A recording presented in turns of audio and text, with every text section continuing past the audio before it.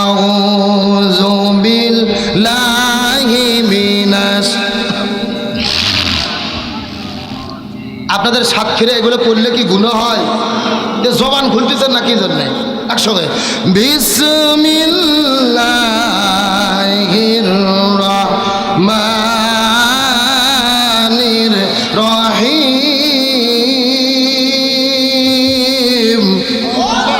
কোরআন তেলাওয়াত করলে আমরা কি ডাকবো?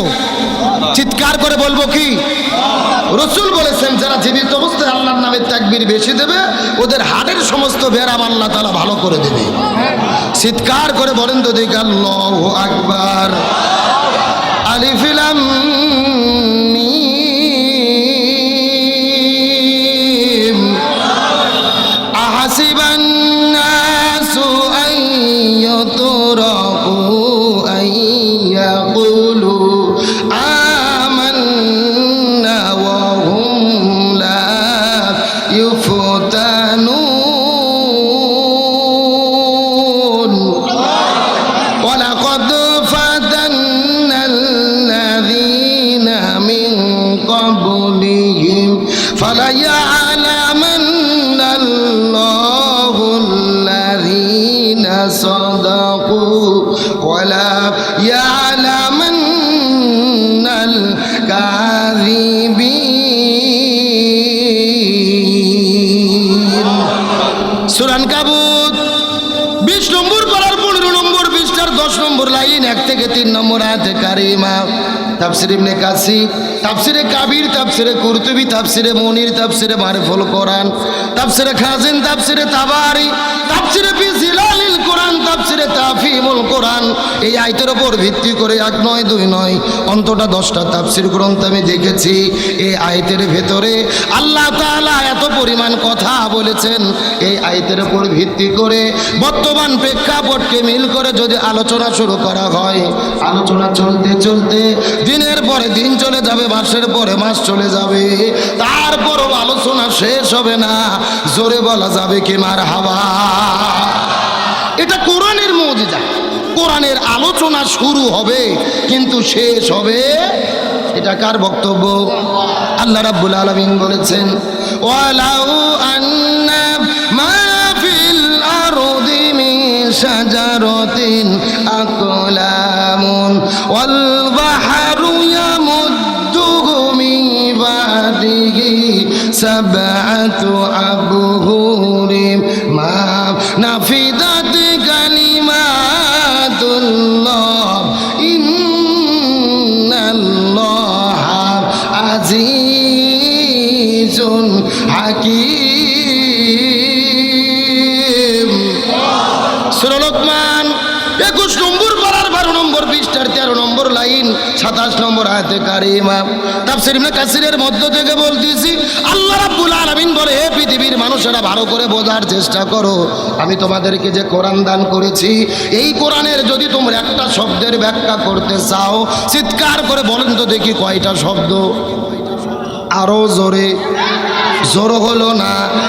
আল্লাহ রাব্বুল আলামিন চ্যালেঞ্জ করে বলেন আমি তোমাদেরকে যে কোরআন দান করেছি এই কোরআনের যদি তোমরা একটা শব্দের ব্যাখ্যা করতে চাও, আর একটা শব্দের ব্যাখ্যা করার জন্য আমি আল্লাহ তাআলা তামাম পৃথিবীতে যত বৃক্ষ সৃষ্টি করেছি মিন শাজারাতিন আকলামুন সমস্ত বৃক্ষগুলিকে কেটে কেটে যদি তোমরা কলম বানাও ওয়াল বাহরু ইয়ামুদ্দুহু আর সমুদ্রের পানিগুলোকে যদি তোমরা কালি বানায়া নাও, তামাম পৃথিবীর বৃক্ষ কলম আর 7 সমুদ্রের পানিকে একত্রিত করার পরে যদি তোমরা লেখা শুরু করো, আল্লাহ তাআলা চ্যালেঞ্জ করে বলেন লিখতে লিখতে তামাম পৃথিবীর বৃক্ষ কলম ফুরে যাবে, 7 সমুদ্রের পানি কালিও ফুরে যাবে, তারপর কোরআনের একটা শব্দের ব্যাখ্যা লিখে কখনোই শেষ করা যাবে না।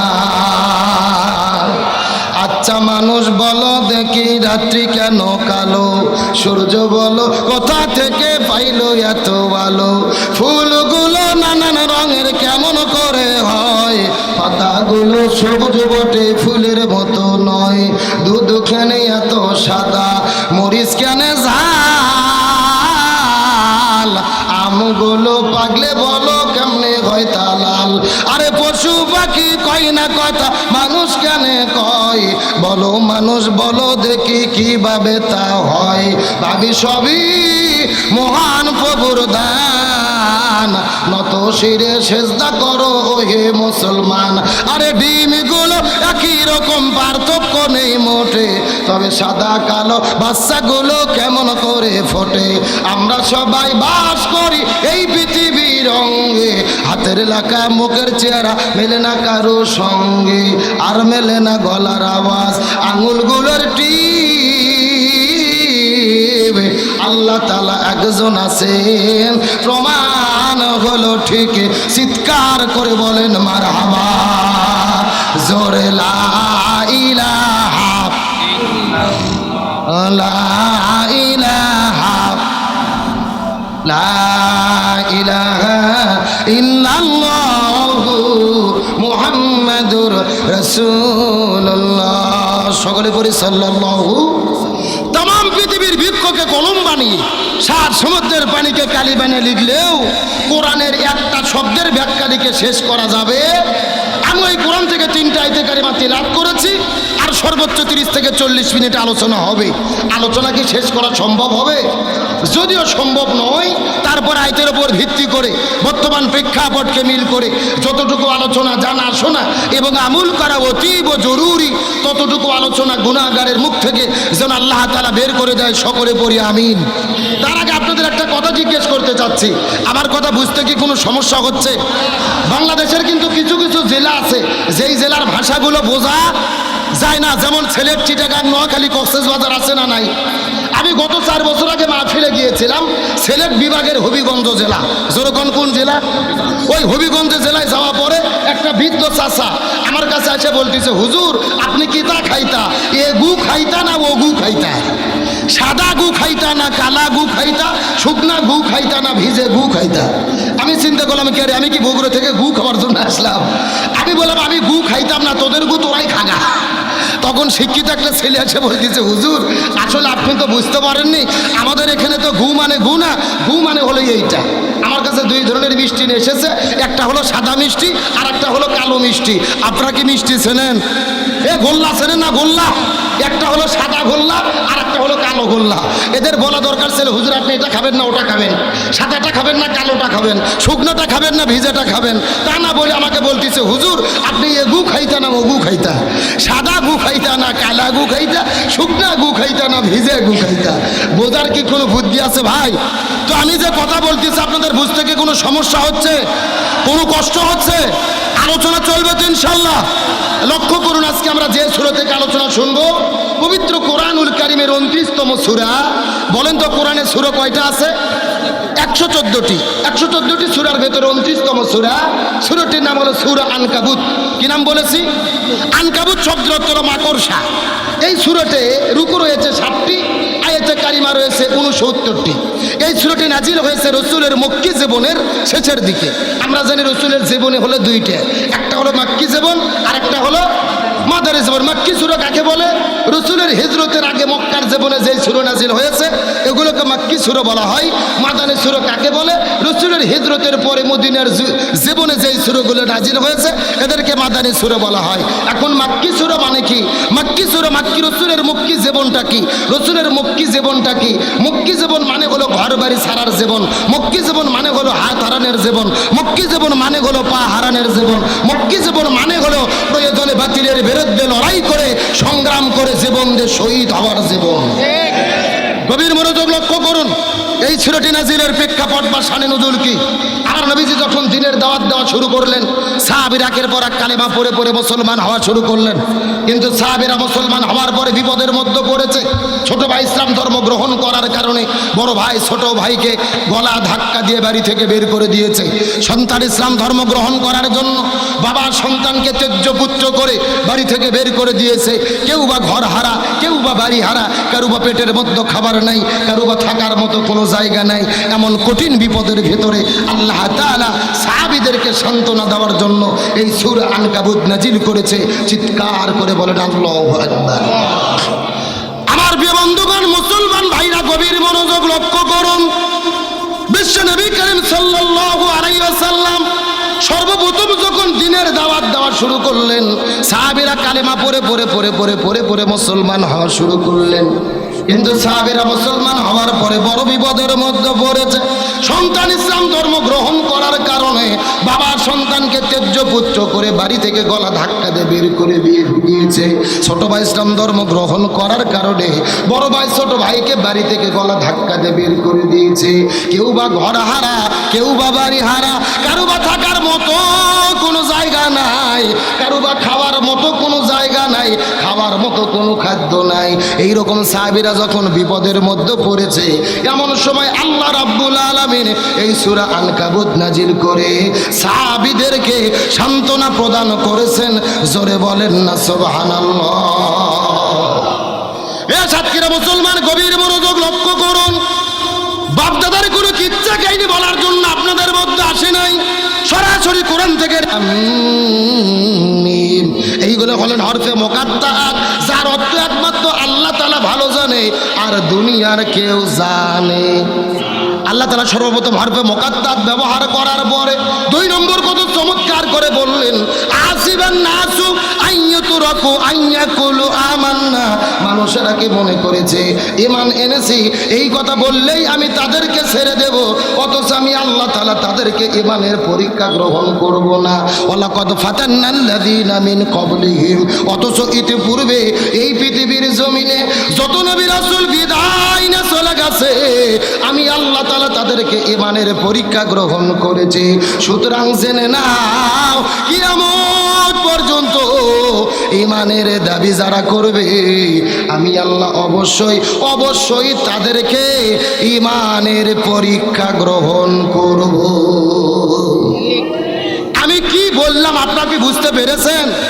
আল্লাহ তাআলা বলতিছে মানুষেরা কি মনে করেছে ঈমান এনেছি এই কথা বললেই আমি তাদেরকে ছেড়ে দেব, অথচ আমি আল্লাহ তাআলা তাদের ঈমানের পরীক্ষা গ্রহণ করব না। ওয়ালাকাদ ফাতান্নাল্লাযীনা মিন ক্বাবলিহিম, অথচ ইতিপূর্বে যত নবী রাসূল পৃথিবী থেকে বিদায় নিয়ে চলে গেছে, আমি আল্লাহ তাদের ঈমানের পরীক্ষা গ্রহণ করেছি। সুতরাং কিয়ামত পর্যন্ত ঈমানের দাবি যারা করবে, আমি আল্লাহ তাদেরকে অবশ্যই ঈমানের পরীক্ষা গ্রহণ করব না, করবই। জোরে বলেন কর। সুতরাং আজকের আলোচনার সাবজেক্ট হলো ঈমানের পরীক্ষা। পরীক্ষা অলরেডি কিন্তু শুরু হয়ে গেছে। এই যে এক হক্কা বাতাস শুরু হয়েছে, দেখেন 4 জন উঠলো। তারা চিন্তা করতেছে আমাদের বাড়ি ঘর মনে হয় উড়ে গেল। এত চাই আহম্মকরা জানে না, আল্লাহ যদি বাড়ি উড়োতে চায় এদের জামাতে রক্ষা হবে না। কথা কন না গে। আরে সাবজেক্টও ধরছে ঈমানের পরীক্ষা। পরীক্ষা বলার আগে পরীক্ষা শুরু। আল্লাহ দেখতে চায় ঝড় বৃষ্টি হলেও কারা মাহফিলে থাকে আর কারা উঠে চলে যায়। অত সোজা না ঈমানদার হবা। এতক্ষণ ধরে গরমে বসে আছেন, কপাল ঘামে গেছে, কেন বাতাস হচ্ছে আরাম লাগতেছে না? আল্লাহ তো রহমত স্বরূপ বাতাস দিতে পারে। আপনি কি ঈমানদারের ঈমানদার, লাফতে চট করে উঠে বললেন। আজকের আলোচনার বিষয় হলো পরীক্ষা। জোরে বলেন সাবজেক্ট কি?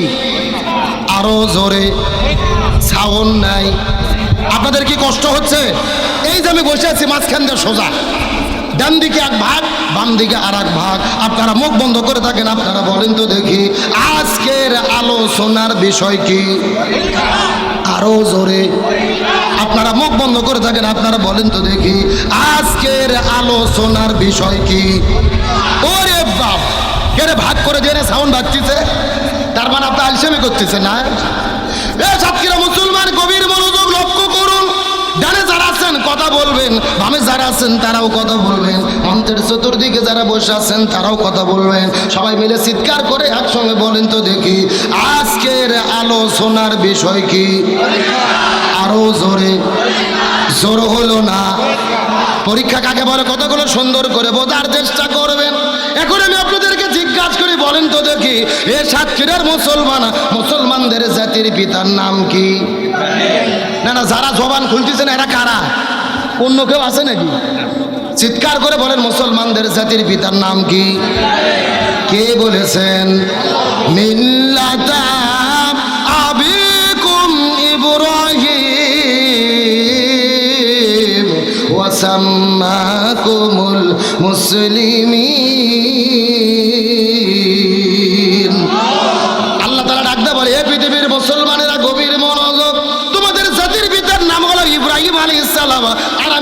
মাধ্যমে তোমাদের নাম রেখেছি মুসলমান। ইব্রাহিম আলাইহিস সালামকে আপনি ঈমানের পরীক্ষা দিলেন, যখন দিনের দাওয়াত নিয়ে চলে গেছেন ওই নমরুদের কাছে, নমরুদ দিনের দাওয়াত গ্রহণ করে নাই, ইব্রাহিম নবীকে আগুনের মধ্যে ফেলে দিল। এখন আমি আপনাদের জিজ্ঞাসা করি, বলেন তো ইব্রাহিম নবীকে আগুনের মধ্যে ফেলে দেওয়ার পরে আল্লাহ রাব্বুল আলামিন ওই অগ্নিকুণ্ডের ভেতরে এক নয় দুই নয় 40 দিন পর্যন্ত আল্লাহ তাআলা হেফাজত করেছে। চিৎকার করে বলা যাবে কি আল্লাহু আকবার? এখন আমি আপনাদের জিজ্ঞাসা করি, বলেন তো ইব্রাহিম নবীকে যে আগুনের মধ্যে ফেলে দেওয়া হলো, ইব্রাহিম নবী কি চোর ছিল, ডাকাত ছিল, নারী ধর্ষণ করেছিল? তাহলে কিসের জন্য ইব্রাহিম নবীকে আগুনের মধ্যে ফেলে দেওয়া হলো? কালেমার দাওয়াত দেওয়ার কারণে, ঈমানের পরীক্ষা দিতে গিয়ে ইব্রাহিম নবী অগ্নিকাণ্ডের মধ্যে নিক্ষিপ্ত হয়েছিল। এখান থেকে বোঝা গেল সাতক্ষীরের মুসলমান আমরাও যদি ঈমানের কথা বলি, ঈমানের পথে চলি, ঈমানের আন্দোলন করে ওই ইব্রাহিম নবীর মতো মাঝে মধ্যে আমাদেরকে আগুনে ঝাঁপ দেওয়া লাগতে পারে। আরো জোরে বলেন। আমাদের জাতির পিতা ইব্রাহিম আলাইহিস সালাম, অথচ গত 16 বছরে বাংলাদেশে দেখেছি বঙ্গবন্ধুকে জাতির পিতা বানাইয়া মূর্তি আর ভাস্কর্য তৈরি করে রাস্তাঘাটে মোড়ে মোড়ে স্কুল কলেজ ভার্সিটিতে বঙ্গবন্ধুর মূর্তি দিয়ে এই বাংলাদেশের 18 কোটি মানুষকে তারা শিরকের দিকে নিমজ্জিত করেছিল। আল্লাহর কি খেলা? আল্লাহ সব সহ্য করে, শিরিক সহ্য করে না। স্বৈরাচার হাসিনা যখন পালিয়ে গেছে 5 মিনিটের ভেতরে বাংলাদেশে যত বঙ্গবন্ধুর ভাস্কর্য ছিল আল্লাহ মাটির সঙ্গে মিশে দিয়েছে। এগুলো কার ফায়সালা? আল্লাহ বলেন ইন্না শিরকা লা জুলমুন আযীম, শিরক হলো মহা জুলুম। অন্য জায়গায় আল্লাহ বলেছেন আল্লাহ সব গুনাহ মাফ করলেও শিরকের গুনাহ মাফ। এখন বলেন ইব্রাহিমকে আগুনে ফেলে দিল কে? নমরুদ। আল্লাহ? নমরুদ। জোরে বলেন কে? এখন বলেন তো নমরুদ বিদায় হয়েছে কিভাবে?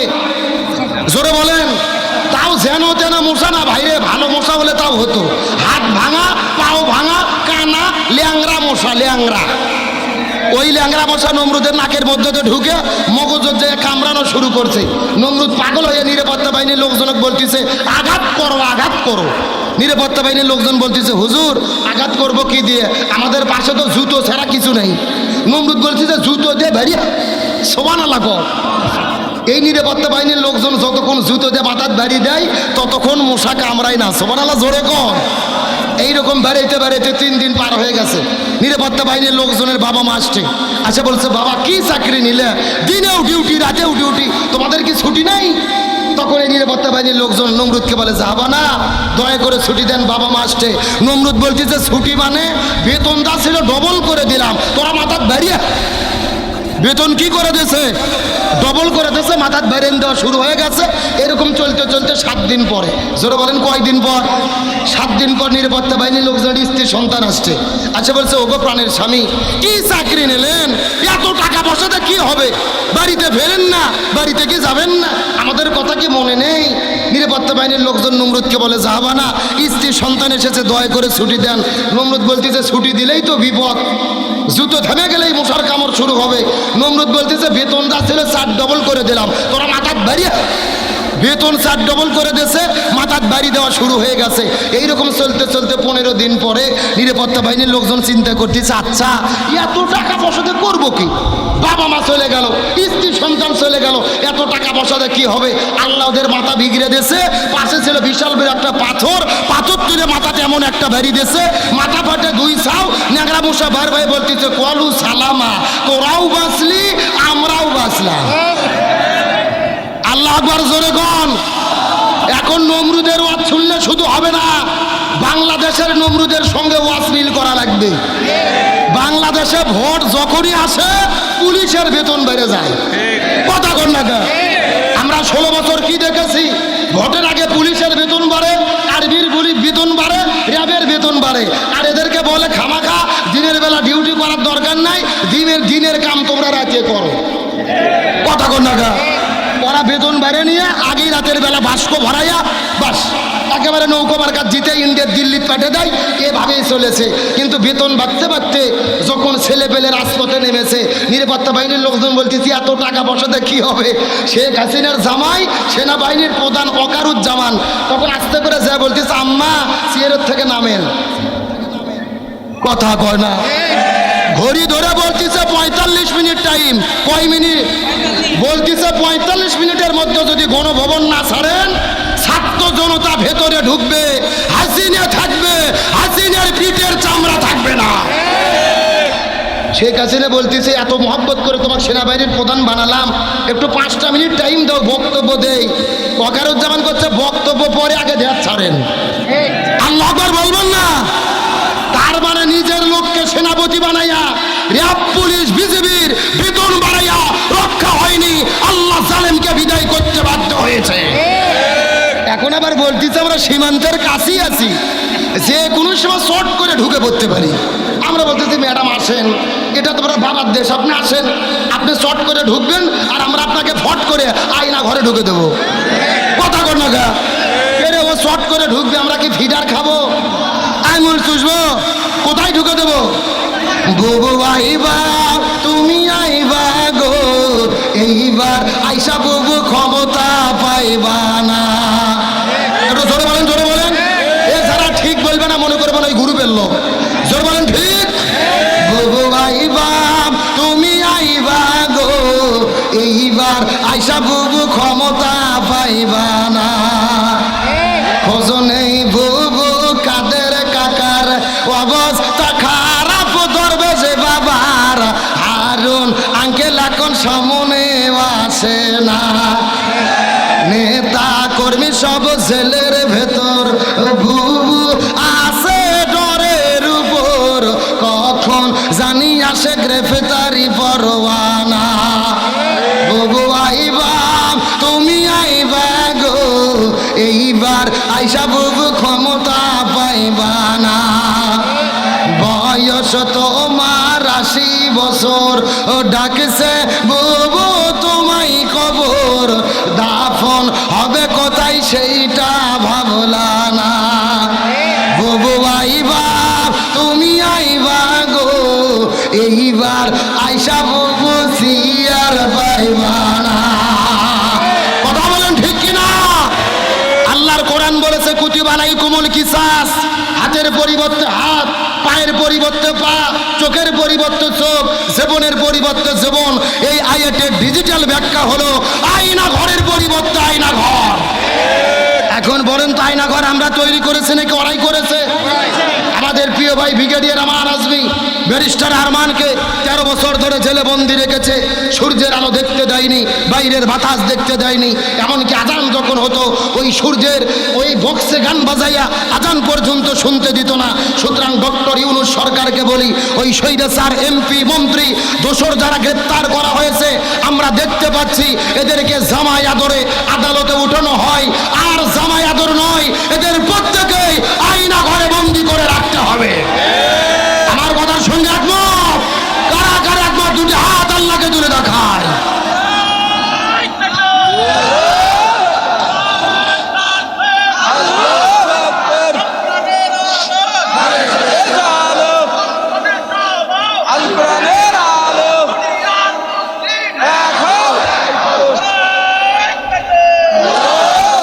আমরা জালেমের জুলুমের বিচার চাই কি চাই না? এই যে ডক্টর মোহাম্মদ ইউনূস ক্ষমতা গ্রহণ করেছে, তার সফলতা ব্যর্থতা দুই দিকে বিবেচনা করলে আছে। কিন্তু একটা কথা মনে রাখেন, ডক্টর ইউনূস যদি ক্ষমতা গ্রহণ না করত, ওই ভারতেরা এতদিন ষড়যন্ত্র করে ক্ষমতা গ্রহণ করে স্বৈরাচার হাসিনাকে ঢুকে দিত। একমাত্র ডক্টর ইউনূসের কারণে এই ভারত বহু ষড়যন্ত্র করেছে, কিন্তু কোনো কাজে আসে নাই। আজকে ডক্টর মোহাম্মদ ইউনূস কাতারে গিয়েছেন, কাতার সরকারের সঙ্গে মিটিং করেছেন। কাতার বলেছে বাংলাদেশ থেকে সেনাবাহিনী নেবে, প্রতি মাসে বেতন দেবে 3 লক্ষ টাকা। আল্লাহু আকবার বলবেন না? আপনি ভালোকে ভালো বলেন। ডক্টর মোহাম্মদ ইউনূস যেই কাজগুলো করতেছে, ভালো কাজের প্রশংসা করতে হবে। অনেকে শুধু বলতেছে নির্বাচন দাও, ভোট দাও, তাড়াতাড়ি ভোট চাই, ক্ষমতার চেয়ারে বসতে চাই। শোনেন, আমরাও ভোট চাই। আমার বয়স 34 বছর, আল্লাহর রহমতে জীবনে একবারও ভোট দিতে পারিনি। সুবহানাল্লাহ কম।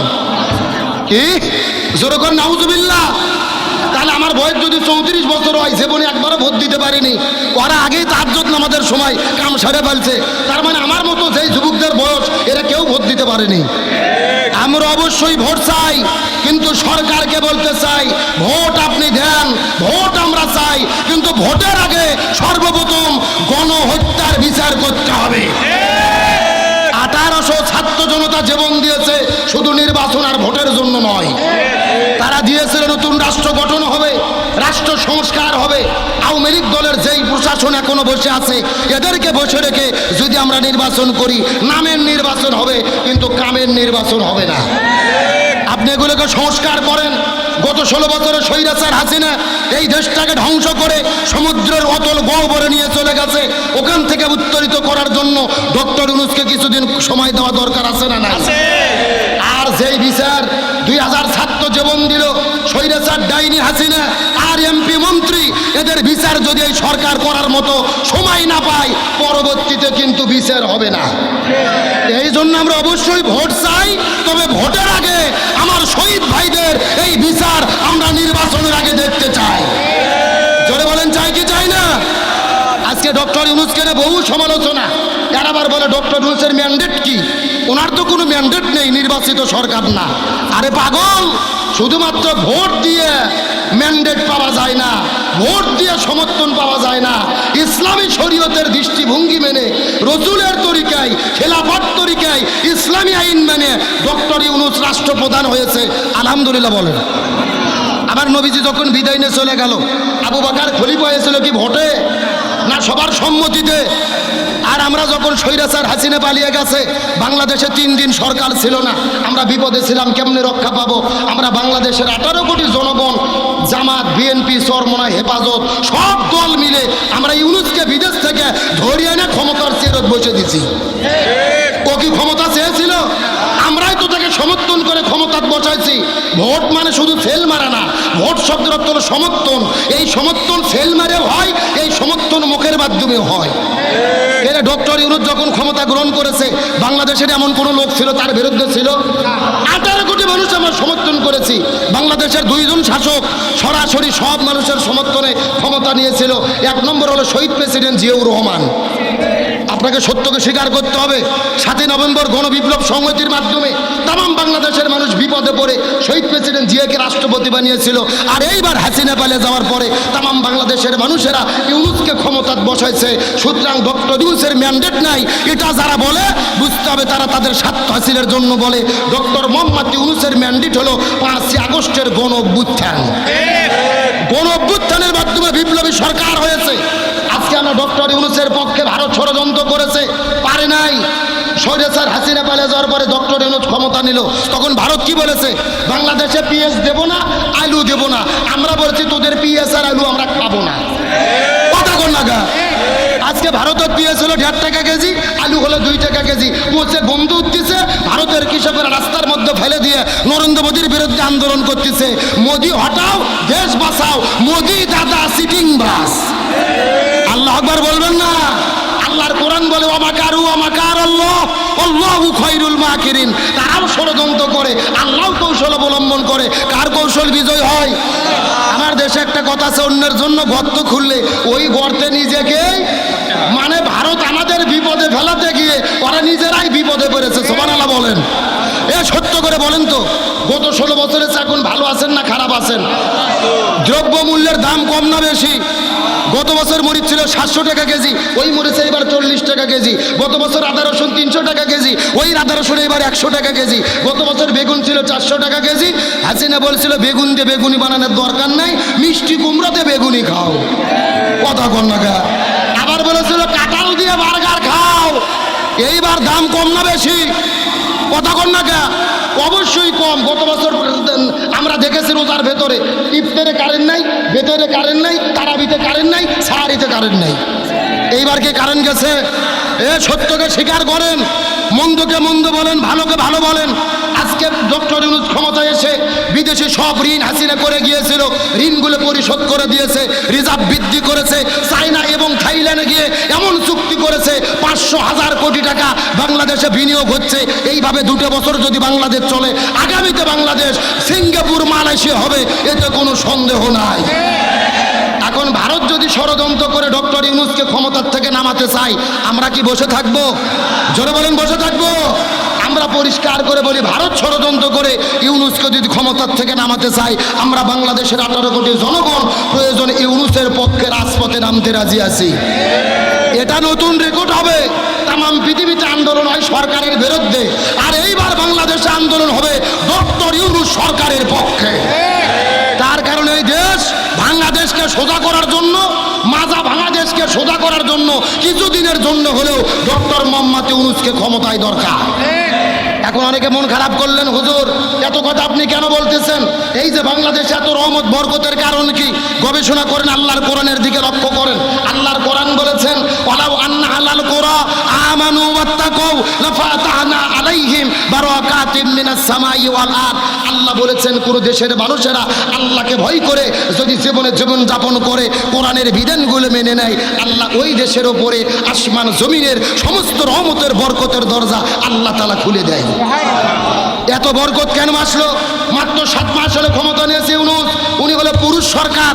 আল্লাহর কোরআন বলেছে, আর রিজালু কাওয়ামুনা আলান নিসা, পরিচালক কোনো নারী নয়, পরিচালক দেশের পুরুষদেরকে হতে হবে। কার কথা? আরো জোরে বলেন। রসুল বলেছেন, যেই পরিবারের প্রধান হয় নারী, ওই পরিবার পৃথিবীতে জাহান্নাম। আর যেই দেশের রাষ্ট্রপতি প্রধানমন্ত্রী হয় নারী, ওই দেশে শান্তি আসতে পারে না। সুতরাং আমরা সিদ্ধান্ত গ্রহণ করব, এতদিন যা করেছে ভুল করেছি। আগামী নির্বাচনে এই বাংলাদেশে আর কোনো নারীকে প্রধানমন্ত্রী রাষ্ট্রপতি দেখতে চাই না। আগামীতে পুরুষ প্রধানমন্ত্রী রাষ্ট্রপতি কারা কারা দেখতে চাই, দুটি হাত আল্লাহকে তুলে দেখায়।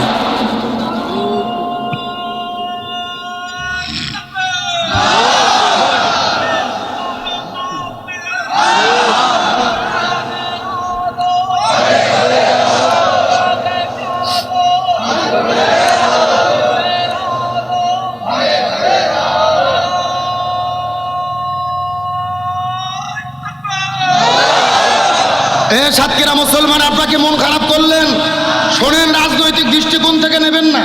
আগামীতে নির্বাচনে ক্ষমতায় বিএনপি জামাত কে যাবে আমরা জানি না, কোন দলের পক্ষে বিপক্ষে আমরা বলতেও চাই না। তবে আমাদের দাবি, যেই দলই ক্ষমতাতে আসুক, রাষ্ট্রপতি প্রধানমন্ত্রী যেন পুরুষ হয়। কে রে? আমার বাড়ি বগুড়া জেলা, বিএনপির তারেক জিয়া যদি প্রধানমন্ত্রী হয় আমাদের কোনো আপত্তি আছে? যদি জামাতের আমির প্রধানমন্ত্রী হয় আমাদের কোনো আপত্তি আছে? যদি চরমনের পীর প্রধানমন্ত্রী হয় আমাদের কোনো আপত্তি আছে? আমার কথা, যেই হবে একটা পুরুষ হোক, আর কোনো নারীর জ্বালা আমরা সহ্য করতে চাই না। এই দাবিকে আব্দুল সালাম যুক্তিবাদী না আল্লাহর? আল্লাহ বলছে, আর রিজালু কাওয়ামুনা আলান নিসা, পরিচালক কোনো নারী নয়, দেশের পরিচালক প্রধানমন্ত্রী রাষ্ট্রপতি পুরুষদেরকে হতে হবে। কার কথা? আপনাদের কি কষ্ট হচ্ছে? আলোচনা কি আর কিছুক্ষণ চলবে? কথা বলেন, চলবে? তবে একটা কথা বলতে চাই, সাতক্ষীরা মুসলমান, মনের মধ্যে বড় কষ্ট লেগেছে আজকে একটা দৃশ্য দেখার পরে। সব আসামি মুক্তি পেয়েছে, অথচ মাজলুম আলেমে দ্বীন জামাত ইসলামের যিনি নেতা এটিএম আজহারুল ইসলাম ভাইকে এখন পর্যন্ত মুক্তি দেওয়া হয় নাই। অথচ যেই মামলা সম্পূর্ণ মিথ্যা, সম্পূর্ণ বানোয়াট, মিথ্যা সাক্ষী, মিথ্যা বিচারক, মিথ্যা আদালত দিয়ে যাকে এতদিন জেলখানায় রাখা হয়েছিল, 25 আগস্টে হাসিনা পালিয়ে যাওয়ার পরে এখনো 7 মাস ধরে এই মাজলুম লোকটা জেলের ভেতরে বন্দি থাকা, এর চাইতে বড় কষ্টের বিষয় আর একটাও হতে পারে না। ওই মানুষটিকে যখন আজকে আদালতে আনা হলো, ভিডিও দেখার পর আমি নিজের অজান্তেই কেঁদে ফেলেছি। মনের মধ্যে হাহাকার করে উঠেছে। কি তার নিষ্পলক চেহারা, মনটা খারাপ করে তিনি বসে আছেন। আমার মনে বলে, গত 16 বছর তিনি কষ্ট পায়নি। যখনই জেলে এসেছে হাত উঠাইয়া সাংবাদিকদের সামনে মুচকি হাসি দিয়েছে, অথচ এখন তিনি হাসতেছে না। তার মনে কষ্ট হলো, এটা হাসিনের আমলে কষ্ট পেয়েছি, মিথ্যে সাজা পেয়েছি, এটা মানা যায়, কিন্তু স্বাধীন দেশে এই কষ্ট আর অত্যাচার মানা যায় না। আমরা ডক্টর মোহাম্মদ ইউনূস সরকারকে বলবো, আপনার জনপ্রিয়তা বর্তমানে বাংলাদেশে আকাশচুম্বী। এই জনপ্রিয়তা কমতে 0% আসতে সময় লাগবে না। আর বাংলাদেশের মানুষ ধৈর্য ধরবে না। এটিএম আজহার ভাইকে অনতি বিলম্বে মুক্ত দিতে হবে। আপনি যে দল করতে পারেন করেন, আমার কোনো আপত্তি নেই। বিএনপির চেয়ারপারসন বেগম খালেদা জিয়া মুক্ত হয়েছে না? খালেদা জিয়া মুক্তি হয়ে লন্ডনে যে চিকিৎসা নিচ্ছে। তারেক জিয়ার 37টা মামলা সবগুলো খালাস হয়ে গেছে। বাবর সাহেব মুক্তি পেয়েছে, চোর মুক্তি পায়, ডাকাত মুক্তি পায়, নিশাখোর মুক্তি পায়, অথচ একজন আলেম মুক্তি পায় না, নির্যাতিত মানুষ মুক্তি পায় না। এর চাইতে বড় কষ্টের বিষয় কিছু হতে পারে না। শুধু ডাল বাহানা, এই মাস নয় সেই মাসে, সেই মাস নয় সামনের মাসে। আজকে বলতেছে মে মাসের 6 তারিখে। আমরা আসিফ নজরুলকে বলি, যিনি আইন ও বিচার বিভাগে আছে, ডক্টর আসিফ নজরুল সাহেব, আপনি অন্ধকে আদালত দেখানোর চেষ্টা করবেন না। কাদেরকে আইন বুঝেন, কাদেরকে আদালত বুঝেন? নির্বাহী আদেশে খালেদা জিয়া মুক্তি পায়, তারেক জিয়ার মামলা খালাস হয়, এটিএম আজহার ভাই মুক্তি পায় না কেন? কেউ মুক্তি পাবে, কেউ পাবে না। তা হবে না, তা হবে না। আপনারা যদি মুক্ত করে না দেন, এটা বোঝা যাবে ভারতের ইশারায়, ভারতের ষড়যন্ত্রে এই আসিফ নজরুল ভারতের দালাল হয়ে এই ষড়যন্ত্রগুলো করতেছে। আমরা পরিষ্কার করে বলি, বাংলাদেশের তৌহিদি জনতা, ইসলামী আন্দোলনের নেতৃবৃন্দকে বলতে চাই, আগামী 6 তারিখ আসার আগে আন্দোলনের ডাক দেন। বাংলাদেশের কোটি জনতা আজহার ভাইকে মুক্ত না দিলে পুরো ঢাকা শহর ভোট করে দিতে হবে। আমাদের দেশে একটা কথা আছে, সোজা আঙুলে ঘিউ না উঠলে আঙুল ভেঁকা করে তুলতে হয়। এদেরকে বোঝা যাচ্ছে সোজা মুখে বলে সবুর করে ধৈর্য ধরে কাজ হবে না। এ ভাই যে দল করেন করেন, তবে একজন নিরপরাধ মানুষ জেলে থাক, এটাকে আমরা চাই? জোরে বলেন চাই? সুতরাং আমরা এই নিরপরাধ মানুষটার আমরা মুক্তি চাই কি চাই না? আল্লামা সাঈদীকে হারাইছি, মতিউর রহমান নিজামী, আব্দুল কাদের মোল্লা সবাই হারিয়ে গেছে, একজন লোক মাত্র বেঁচে আছে। আমার মনে বলে একে ভেতরে রেখে হত্যার ষড়যন্ত্র চলতেছে। চিন্তা করছি তো অসুস্থ লোক ভেতরে থাক, ওখানে যেন শেষ হয়ে যায়। ভারতের ইশারা আছে কিনা, রড চাল আছে কিনা, এটা দেখতে হবে। এই জমিনে নতুন করে কোনো ষড়যন্ত্র আমরা আর মানতে চাই না। আলোচনাকে আর কিছুক্ষণ সময় দেওয়া যাবে? চলবে চলবে। কারা কারা চলবে হাত তুলুন তো দেখি। লিল্লাহে তাকবীর। আজকের মাহফিল চলছে চলবে, সাতক্ষীরের মাহফিল, কলারুয়ার মাহফিল কতক্ষণ চলবে? সারা রাত। কেড়ে কি হুজুর মারা ওয়াজ নাকি? আমার বারা সারা রাত নয়। আলোচনা যেহেতু শুরু করেছি, আর মিনিট 20 টাইম কি দেওয়া যাবে? এই ছেলে লোক না, ছেলে হ্যাঁ বসে গেছে, আলহামদুলিল্লাহ বলেন। কে রে পেশাব লাগবে? বুড়ো মানুষের, যুবক ছেলের কিসের পেশাব? আচ্ছা আমি যদি এই হুজুরকে বলি যে হুজুর আপনি 10 মিনিট ওয়াজ করেন তো, আমি একটু পেশাব করে আসি, আপনারা কি আমাকে যেতে দেবেন? তো বক্তার পেশাব না লাগে, শ্রোতার এত কিসের পেশাব? বেশি পেশাব করা লক্ষণ ভালো না, ডায়াবেটিস হবে। আর বাড়ির বউ থাকলে আরো বিপদ। কথা কর না কেন? আলোচনা চলছে চলছে, ওটা উঠির কোনো সুযোগ।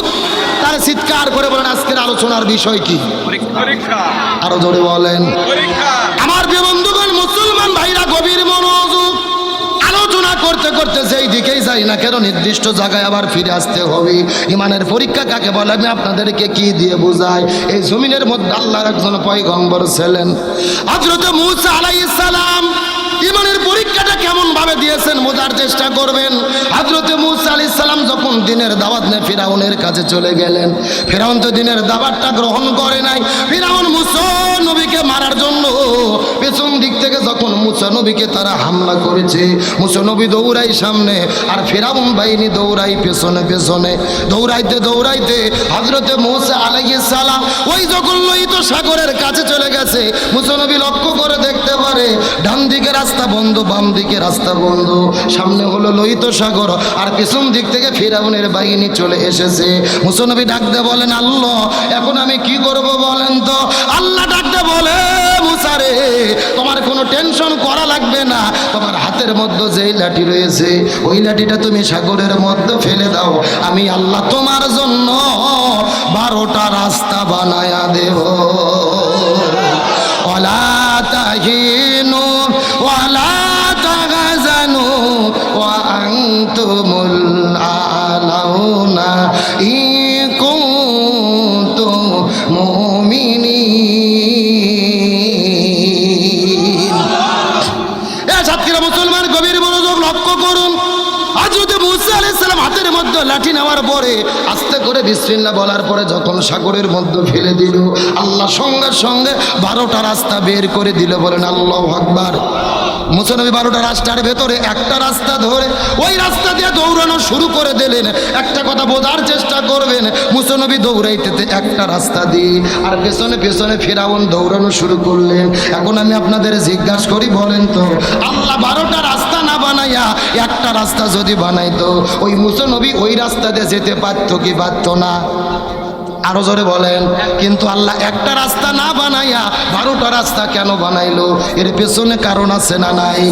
এই তাফসীরের মধ্যে এসেছে, ব্যাখ্যাটা বোঝার চেষ্টা করবেন। আল্লাহ তাআলা বুঝাইতে চাই, আল্লাহ যদি একটা রাস্তা বের করে দিত, মুসা নবী দৌড়াইয়া দৌড়াইয়া পার হতে পারত। কিন্তু আল্লাহ 12টা রাস্তা কেন বের করলো?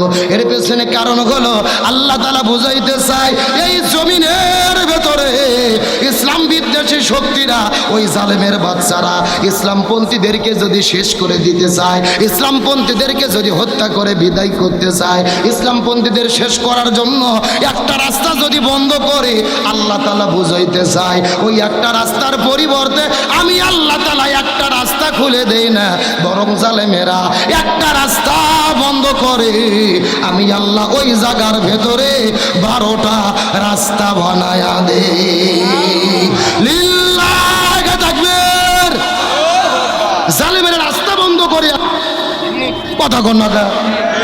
আমরা বাংলাদেশের 90% মানুষ এটা ভেবে আছি, কিন্তু আল্লাহ বলতেছে না, তোমাদের চিন্তা ভাবনাই একরকম, আর আমি আল্লাহ আমার পরিকল্পনা। আমার বন্ধুগণ, মুসলমান ভাইরা গভীর মনোযোগ। সময় যেহেতু কম, আমি আপনাদের ব্যাখ্যা দিতে পারবো না, মূল কথাটা বলে বিদায় নিয়ে চলে যাওয়ার চেষ্টা করবো। মুসা নবী দৌড়াই সামনে, আর ফিরআউনের বাহিনী দৌড়াই পেছনে পেছনে। মুসা নবী দৌড়াইতে দৌড়াইতে ওই সাগর যখন পার হয়ে চলে গেছে, ওই ফিরআউন দৌড়াইতে দৌড়াইতে সাগরের মাঝখানে চলে এসেছে। ফিরআউন মনে মনে চিন্তা করে, মুসা যেহেতু পার হয়ে গেছে, আমিও যেতে পারবো। আর আল্লাহ শুধু মনে মনে বলতেছে, আই মার হবে জাগা মতো, মার হবে জাগা মতো। শূন্যস্থান পূরণ বোঝে না জোরে, মার হবে, মার হবে। আল্লাহর মার আছে না নাই? আল্লাহর খেলা আছে না নাই? শাপলা চত্বরে আলেমদের হত্যা করেছে, আল্লাহ কিচ্ছু বলেনি। আল্লাহ বলছে মার হবে জাগা মতো, মার। সেনাবাহিনীদেরকে হত্যা করছে পিলখানায়, আল্লাহ কিচ্ছু বলেনি, বলছে মার, তোর মার হবে জাগা মতো। কথা কন না।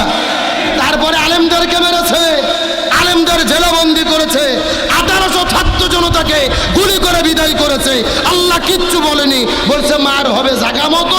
আসল মার আল্লাহ তাআলা 5ই আগস্টে দিয়ে দিতে। কথা বলে না কেন? শেষ পর্যন্ত পালাতে বাধ্য হয়েছে স্বামীর বাড়িতে। কথা কয় না। এখন আমার ভাববেন, হুজুর হুজুর মানুষ, এটা কোনো কথা না। এটা আমার বক্তব্য না, আমার দলের মন্ত্রী বলেছিল যে ভারতের সঙ্গে আমাদের সম্পর্ক হলো স্বামী স্ত্রী সম্পর্কের মতো। কথা বলে না কেন? অবশ্য প্রমাণ হয়ে গেছে, পৃথিবীর কেউ জায়গা দিল না, নরেন্দ্র মোদী দাদাই জায়গা দিল। তার মানে দাদির লগে প্রীতি বোঝা গেল। কথা বল না গা। ওখানে যাওয়ার পরে সিঙ্গাপুর যেতে চেয়েছে, ভিসা পায় নাই। কানাডায় যেতে চেয়েছে, ভিসা পায় নাই। কোরআনের পাখি আল্লামা সাইদি বলেছিল, এমন একটা সময় আসবে এই স্বৈরাচাররা পালানোর জন্য ইঁদুরের গর্তও খুঁজে পাবে না। এই জন্য আল্লাহ বলছে, কর, মার হবে। কথা কর, মার হবে। আল্লাহ ধরে না, কিন্তু একবার ধরলে আল্লাহ ছাড় দেয়, কিন্তু একেবারে ছেড়ে। আমার বন্ধুগণ, মুসলমান ভাইরা গভীর মনোযোগ। আল্লাহ তাআলা বলতেছে, আই মার হবে জাগা মতো।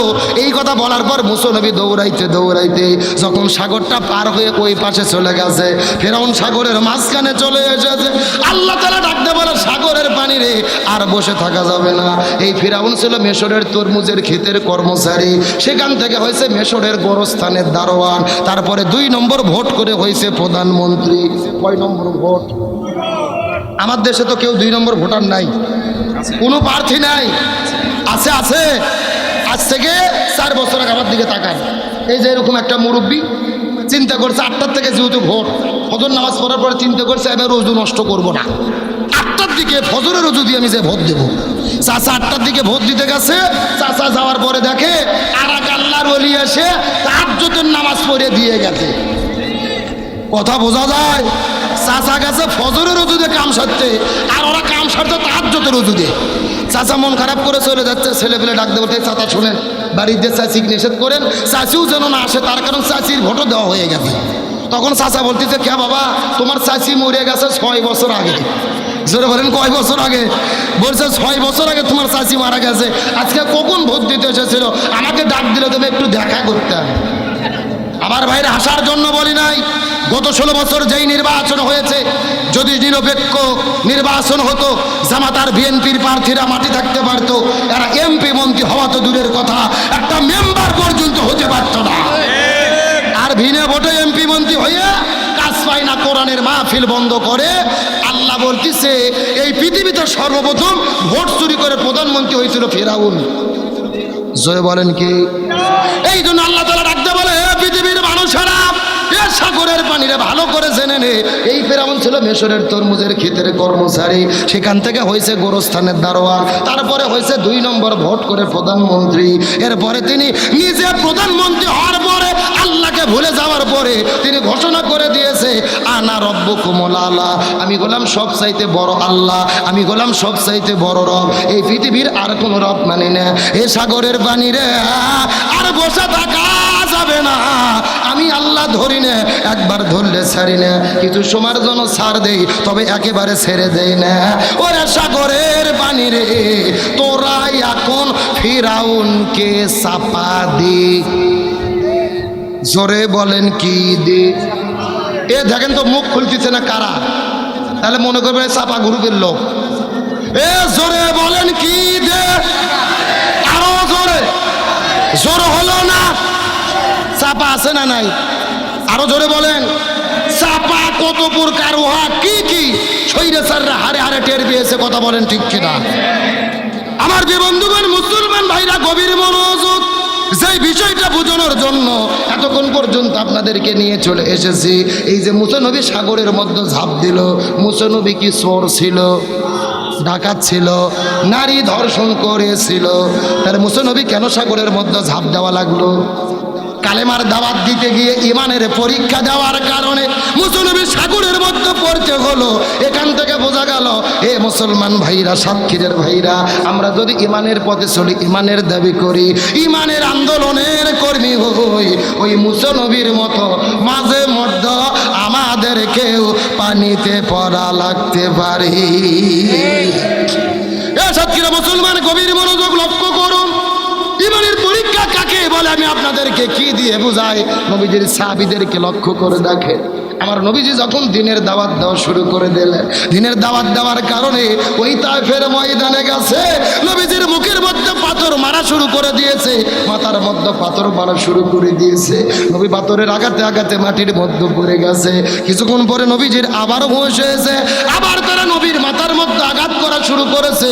একটা ফোঁটা রক্ত যখন বের হয়ে জমিনের মধ্যে পড়বে, আল্লাহ তাআলা ডাকতে বলে, এ জিবরাইল, তোমাকে আর সিদরাতুল মুনতাহার মধ্যে থাকা যাবে না, তায়েফের ময়দানে চলে যাও। ওই নবীর শরীরে রক্ত এই জমিনের মধ্যে যদি পড়ে, ওই জমিনের ভেতরে সাথে সাথে ভূমিকম্প শুরু হবে। লিল্লাহি তাকবীর। আমি নবী না চিনিলাম, কি ভুল করিলাম, আমি নবী না চিনিলাম, কি ভুল করিলাম, অসুমে ঢালিলাম ঘি, মানুষ হইয়া জন্ম লইয়া মানুষের করিলাম কি, আমি মানুষ হইয়া জন্ম লইয়া মানুষের করিলাম কি। আমার নবীজির মুখে রক্ত পড়ার আগেই জিবরাইল আলাইহিস সালাম সিদরাতুল মুনতাহা থেকে তার নূরের 600 পাকা ব্যবহার করে জমিনের মধ্যে চলে এসেছে। নবীজির মুখের নিজের নবীজি যেই জায়গার মধ্যে পড়বে, মাটির মধ্যে রহমতের ডানাটা মিশাই দিল। এখন আমি আপনাদেরকে জিজ্ঞাসা করি, বলেন তো সাক্ষীর মুসলমান, আমার নবীকে মেরে মেরে আঘাত করে যে রক্তাক্ত করা হলো, নবীজি কি চোর ছিল, ডাকাত ছিল, নারী ধর্ষণ করেছিল? তাহলে কিসের জন্য নবীজির শরীর থেকে রক্ত বের করা হলো? ইমানের পরীক্ষা দিতে গিয়ে আমার নবীজি শরীর থেকে রক্ত ঝরাইছে, হবে। এখান থেকে বোঝা গেল এ সাতক্ষীরার মুসলমান ভালো করে বোঝেন, আপনি যদি ইমানের পথে চলেন, ইমানের দাবি করেন, ইমানের আন্দোলন করেন, ওই নবীর তরিকায় মাঝে মধ্যে আমাদেরও শরীর থেকে রক্ত ঝরানো লাগতে পারে। এ সাতক্ষীরা মুসলমান গভীর মনোযোগ লক্ষ্য করুন। ইমানের পরীক্ষা কাকে বলে আমি আপনাদেরকে কি দিয়ে বুঝাই। আমার নবীজি তারপরে দিনের দাওয়াত দেওয়া বন্ধ করলেন না, নবীজিকে তার একটা জেলখানার মধ্যে বন্দি করলো, সেই জেলের নাম হলো শিবে আবু তালিব। কি নাম বললাম? এ সাতক্ষীরা মুসলমান লক্ষ্য করে বোঝার চেষ্টা করেন, এই পৃথিবীর এমন কোনো জেলখানা নাই যেই জেলখানার ভেতরে দিনে অন্তত একবার দুইবার খাবার দেওয়া হয় না। অথচ আমার নবীকে এমন একটা জেলের মধ্যে বন্দি করেছে, দিনের পরে দিন যায়, মাসের পরে মাস যায়, খাবার দেয় না। আমার নাবি সাবিরা খাবার না পেয়ে গাছের পাতাগুলো ছিঁড়ে ছিঁড়ে খেয়েছি। এখন আমি আপনাদেরকে জিজ্ঞাসা করি, বলেন তো দেখি সাতক্ষীরার মুসলমান, আমার নবীকে 3.5 বছর যে জেলে বন্দি করে রাখা হলো, নবীজি কি চোর ছিল, ডাকাত ছিল, নারী ধর্ষণ করেছিল? তাহলে কিসের জন্য নবীজিকে জেলের মধ্যে বন্দি করে রাখা হলো? কালেমার দাওয়াত দেওয়ার কারণে, হক কথা বলার কারণে, ইমানের পরীক্ষা দিতে গিয়ে আমার নবীজি জেলের মধ্যে বন্দি ছিল।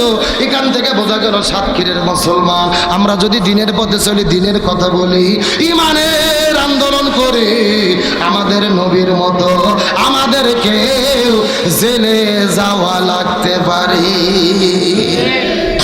এই বাংলাদেশের মধ্যে লক্ষ্য করে রাখেন, মুফতি আমির হামজা আল্লামা মামুনুল হক শিশু বক্তা নামে পরিচিত রফিকুল ইসলাম মাদানী, ওই যে কোরআনের বাগী শহীদ আল্লামা দেলওয়ার হোসেন সাহেব, 150 বছর ধরে যিনি কোরআনের মাহফিল আলোচনা করলেন, যার আলোচনা শোনার পরে শত শত মানুষেরা কালেমা পড়ে মুসলমান হল।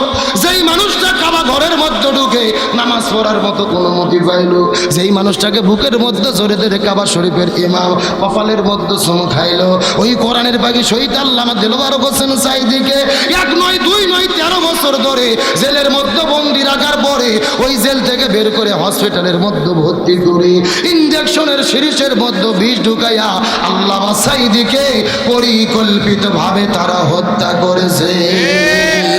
আরো জোরে বলেন, ওই কোরআনের বাগী শহীদ আল্লামা দেলওয়ার হোসেন সাইদি 13 বছর ধরে জেলে বন্দি রাখার পরে হসপিটালে ভর্তি করে যেই ডাক্তারকে চিকিৎসা করার দায়িত্ব দিয়েছিলেন, সেই ডাক্তারের নাম হলেন ডাক্তার মোস্তফা জামান। এই ডাক্তার কোন ডাক্তার? যেই ডাক্তার 2013 সালে শাহবাগের গণজাগরণ মঞ্চে দাঁড়িয়ে স্লোগান দিয়েছিল, সতে সাইদি তুই রাজাকার, তুই রাজাকার, রাজাকারের ফাঁসি চাই। যেই লোকটা আল্লামা সাইদির ফাঁসি চাইলো, ওই লোকটাকে দিল চিকিৎসা করার দায়িত্ব, আমাদের বগুড়ার ভাষায় বলে শিয়ালের কাছে ছাগল বাগি। ওই হসপিটালে 2টা নার্স বলেছেন, আল্লামা সাইদির শরীরে যখন ইঞ্জেকশন পুশ করেছে, তার কিছুক্ষণ পরে আল্লামা সাইদি মৃত্যুর কোলে ঢলে পড়েছে। তার মানে বোঝা গেল আল্লামা সাইদির মৃত্যু কোনো স্বাভাবিক মৃত্যু ছিল না, এটা পরিকল্পিত হত্যাকাণ্ড। সুতরাং বর্তমান সরকারকে বলতে চাই, ওই কোরআনের বাকি আল্লামা সাইদিকে পরিকল্পিতভাবে যারা মৃত্যুর দিকে ঠেলে দিয়েছে, এদের প্রত্যেককেই গ্রেফতার করে ফাঁসির দড়িতে ঝুলাতে হবে। আমরা আলেমদের হত্যার বিচার চাই কি চাই না? এ সাতক্ষীরা মুসলমান গভীর মনোযোগ, হাসিনা পালিয়ে গেছে, বাংলাদেশটা ষড়যন্ত্র বন্ধ হয়নি। এই যে ডক্টর ইউনূস সরকারের এত প্রশংসা আমরা করলাম, তার মধ্যেও কিন্তু ষড়যন্ত্র চলতেছে। তার মধ্যে নতুন করে ষড়যন্ত্র শুরু হয়েছে। এই সরকার 10টা কমিশন গঠন করেছিল, তার মধ্যে একটা কমিশনের নাম হলো নারী বিষয়ক সংস্কার কমিশন। এই নারী বিষয়ক সংস্কার কমিশন গত 2 দিন আগে একটা রিপোর্ট দিয়েছে, 433টি সুপারিশ করেছে। তার মধ্যে একটা সুপারিশ করেছে, এই বাংলাদেশে যেই মহিলাগুলো পতিতা আছে, যৌন ব্যবসা করে, যারা জেনা ব্যভিচার করে, এই পতিতা মেয়েদেরকে শ্রমিকের অধিকার দিতে হবে। নাউজুবিল্লাহ বলবেন না? আরো জোরে বলেন নাউজুবিল্লাহ। যারা পতিতালয়ে কাজ করে, দেহ ব্যবসা করে, যৌন কর্মী, এদেরকে নাকি শ্রমিকের অধিকার দিতে হবে। মানে এরা দেশে তার কোনো কাজ কাম খুঁজে পায়নি, এই যৌন ব্যবসা করে যৌন কর্মী হিসেবে যৌন শ্রমিকের অধিকার লাভ করবে। নিঃসন্দেহে এই বাংলাদেশটাকে একটা পতিতালয় করার গভীর ষড়যন্ত্র। আরেকটু জোরে বলেন। আরে পতিতা, জেনা, ব্যভিচার ইসলামে সম্পূর্ণ হারাম।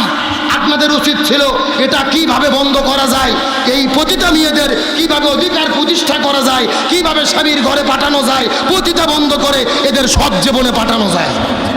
এরা সেটা বন্ধ না করে যৌন কর্মীদের লাইসেন্স দিচ্ছে, শ্রমিকের অধিকার দিচ্ছে। এটা একটা সুপারিশ করেছে। আর 2 নম্বর সুপারিশ করেছে, তারা বলতেছে আমাদের বাংলাদেশের সংবিধানে কোরআনের ইসলামের কোনো নিয়ম নীতি নেই, 2-3টে নিয়ম নীতি আছে। তার মধ্যে একটা নীতি হলো নারীরা এবং পুরুষেরা পিতামাতা মরার পরে যেই উত্তরাধিকার হিসেবে সম্পদ পায়, এই পারিবারিক সম্পদ পাওয়ার একটা নীতি সংবিধানে আছে। তারা বলতেছে যে আল্লাহর কোরআনের আইন মহিলাদের সঙ্গে বৈষম্য করেছে, মহিলাদেরকে ঠকাইছে। যদি ছেলে জমি পায় 2 বিঘা, মেয়ে পায় 1 বিঘা, মানে মেয়ে অর্ধেক পায় আর ছেলে ডবল পায়, এটা মহিলাদের সঙ্গে বৈষম্য। এই আইনকে বাতিল করে দিয়ে স্বামী এবং স্ত্রী, ছেলে এবং মেয়েকে সমান সমান করতে হবে। নাউজুবিল্লাহ বলবেন না? আচ্ছা চিৎকার করে বলেন তো দেখি, ইসলাম কি মহিলাদেরকে ঠকাইছে? নারীদেরকে ঠকাইছে?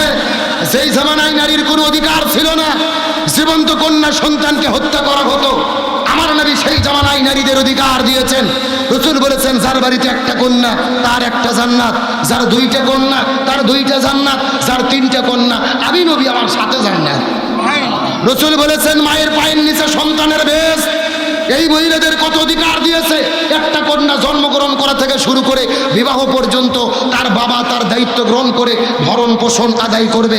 বাবা না থাকলে বড় ভাই তার ভরণ পোষণ আদায় করবে, মেয়ের কোনো টেনশন নেই। বিয়ের পরে তার স্বামী তার ভরণ পোষণ দেবে, স্বামী না থাকলে ছেলে দেবে, মেয়ে দেবে, আপনার জামাই দেবে, অন্যান্য পুরুষেরা দেবে। কিন্তু কারু নিজেই তার অধিকার কায়েম করতে হবে না, অন্যের অধীনে রেখে দিয়েছে। যতক্ষণ বিয়ে না হবে ততক্ষণ বাবার অধীনে থাকবে, বিয়ের পরে স্বামীর অধীনে থাকবে। কার কথা?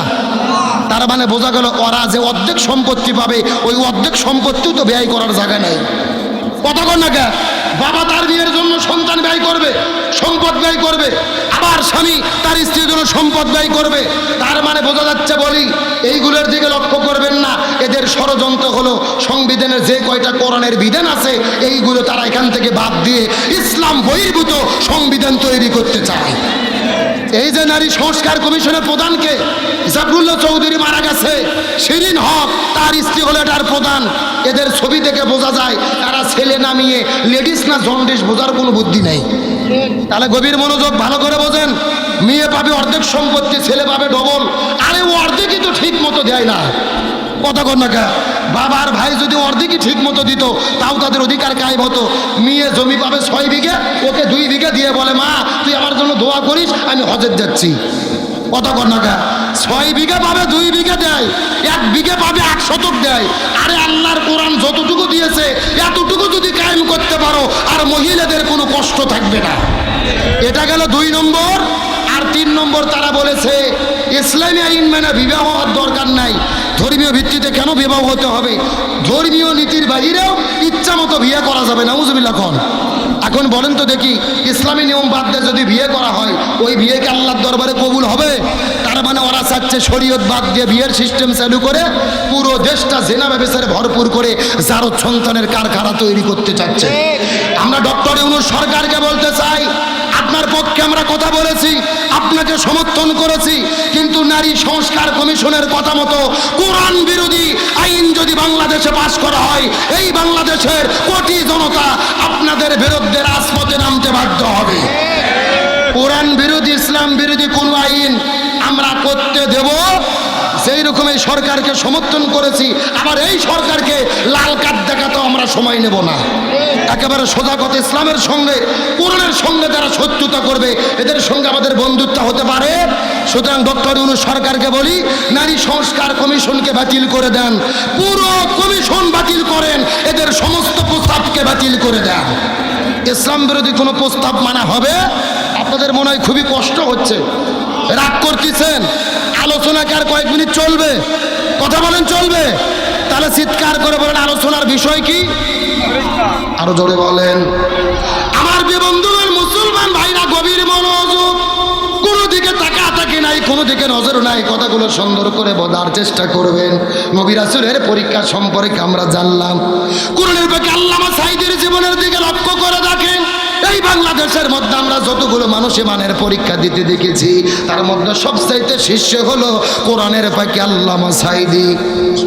ওই মানুষটাকে তারা বলেছে রাজাকার, তারা বলেছে নারী ধর্ষণকারী, কিন্তু আল্লাহ তাআলা প্রমাণ করেছে ওই কোরআনের পাখি আল্লামা সাঈদীর বিদায়ে আসমান কান্না করেছে, আল্লামা সাঈদীর বিদায়ে জমিনটাও কান্না করেছে।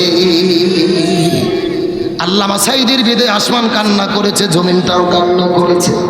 এ সাতক্ষীরা মুসলমান কথাগুলো বোঝার চেষ্টা করবেন।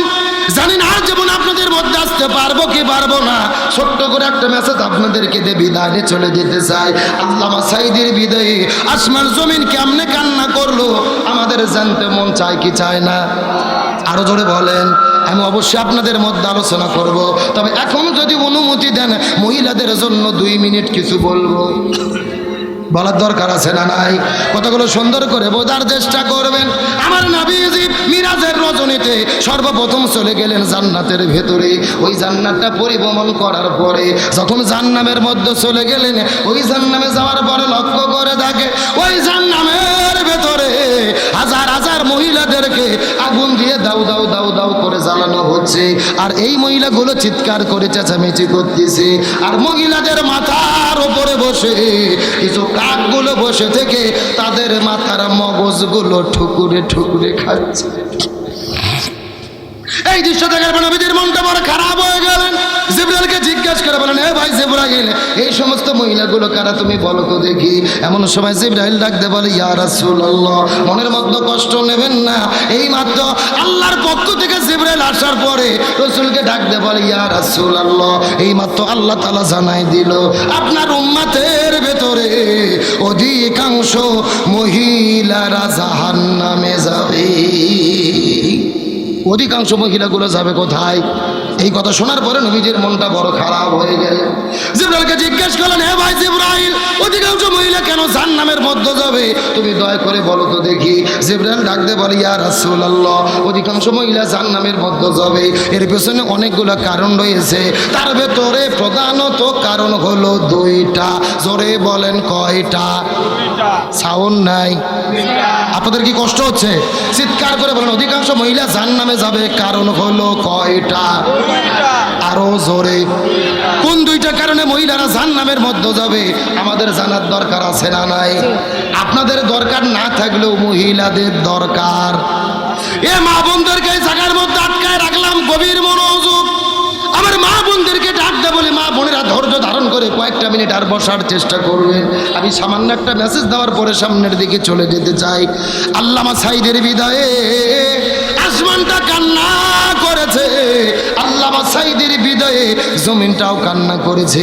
এই কথা কেন বললাম? কথাগুলো সুন্দর করে বোঝার চেষ্টা করবেন।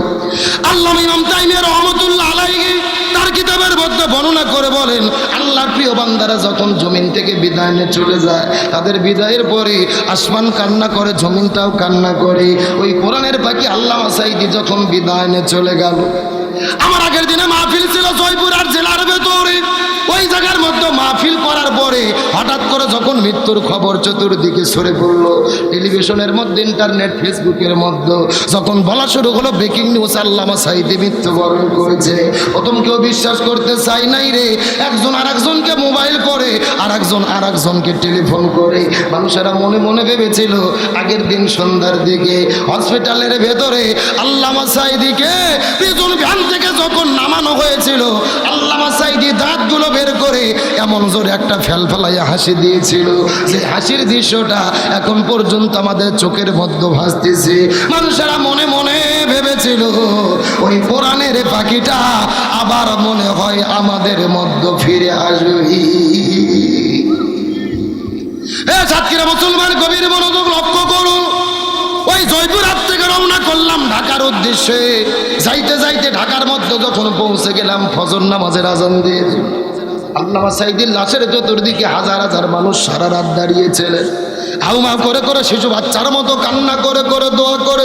কিন্তু ফজর নামাজের আজান হওয়ার পরে যখন নামাজের জন্য দাঁড়িয়ে গেল, ওই জালেমের বাচ্চারা গুলি করা শুরু করলেন, সাউন্ড গ্রেনেড টিয়ার সেল নিক্ষেপ করা শুরু করলো। নামাজ পড়িত মুসল্লিদের ওপরে গুলি করে আল্লামা সাইদের লাশটাকে টেনে হেঁচড়ে ওই জায়গার মধ্যে গরু ছাগলের মতো টেনে হেঁচড়ে নিয়ে যাওয়া হলো। যেই মানুষটা দুইবারের সংসদ সদস্য ছিল, যেই মানুষটা কাবা ঘরের মধ্যে ঢুকে নামাজের ইমামতিত্ব করেছে, যেই মানুষটা ঢাকা শহরের মধ্যে বাসা রয়েছে, যেই মানুষটা জগৎ বিখ্যাত একজন মুফাসসির, এই মানুষটার মৃত্যুর পরে এই মানুষটার লাশের সঙ্গে তারা যে বেয়াদবি করেছে, আমার মনে বলে আর চাইতে বড় জুলুম এই জমিনে আর একটাও হতে পারে না।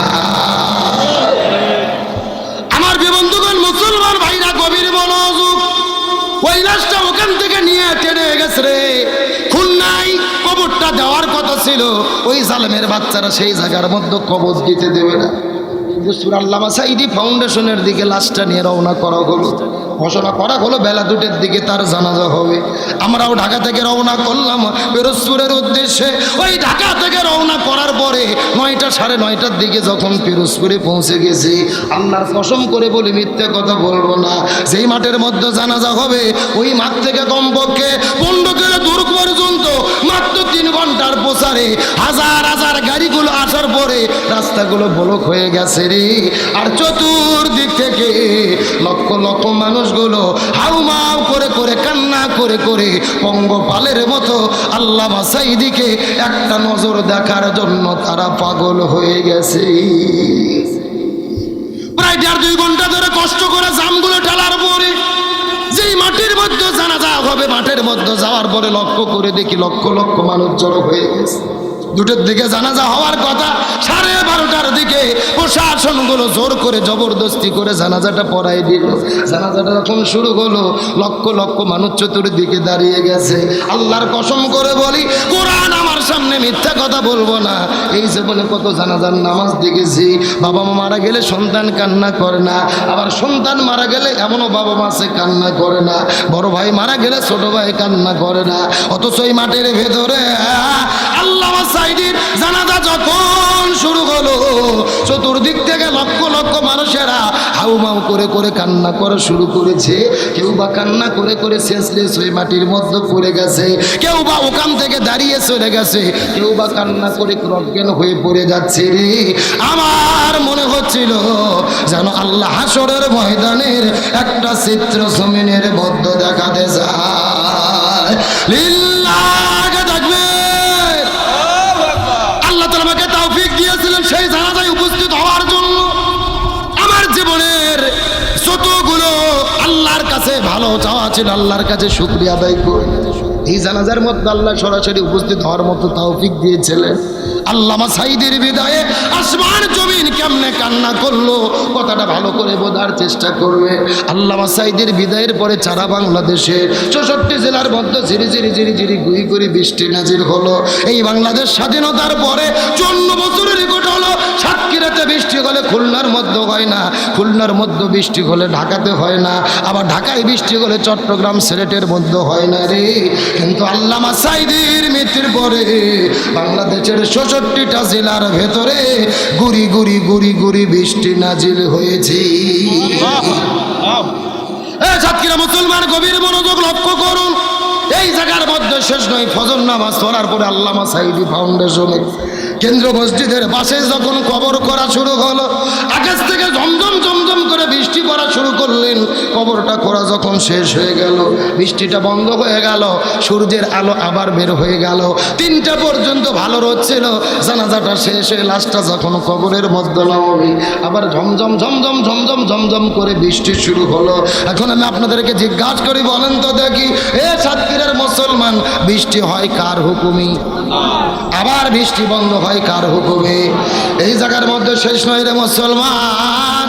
ওই আল্লামা সাঈদীর মৃত্যুর মাত্র 9 মিনিট পরে পুরো ঢাকা শহরটা ভূমিকম্পে কম্পিত হয়েছে।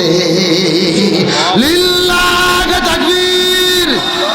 ঢাকা শহরের বিজ্ঞানীদের মাথাগুলো ফেল পড়ে গেল। এই ভূমিকম্পের শুরু হলো কোথায়?